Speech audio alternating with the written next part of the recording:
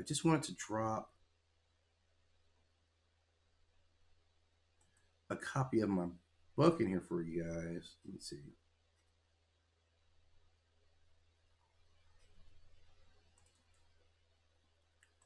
Okay, I'm gonna drop this in the chat for TikTok. This is my book that you guys. It's available for download right now. It's in my Patreon. So I always want to make sure I get you guys that early on, and I want to get right back into this. I don't want to take this too long. So this is Myth EP13.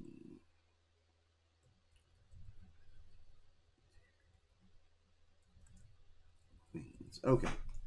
So that sucks for YouTube, but we'll get them back on here in a second, right? Like we'll get this whole shindig back up. All right. In fact, there it is. So I'm back in on YouTube now. So sorry about that disconnect. I had to jump back, and which I have successfully done.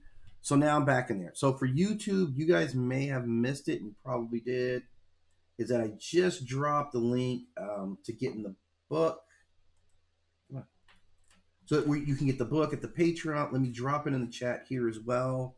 Also gets the chat going. All right, so there you guys both have it now, right? So now finally, after all that brouhaha, now I can talk about, these queens of the cemetery, right?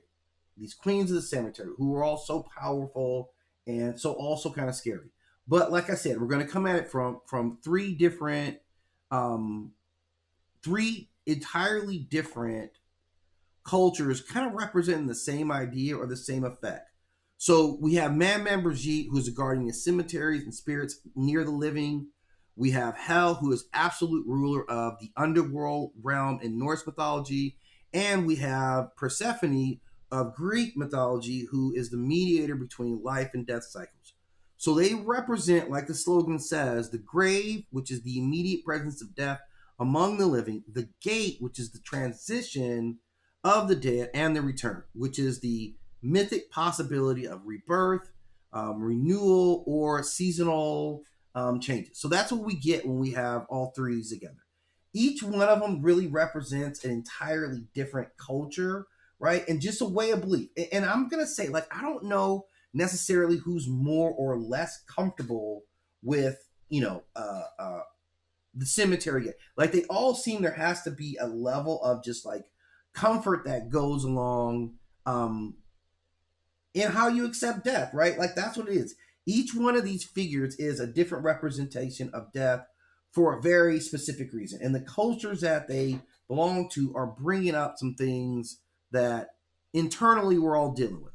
So first is Manman Brigitte. Now, Manman Brigitte, again, is the one who comes from,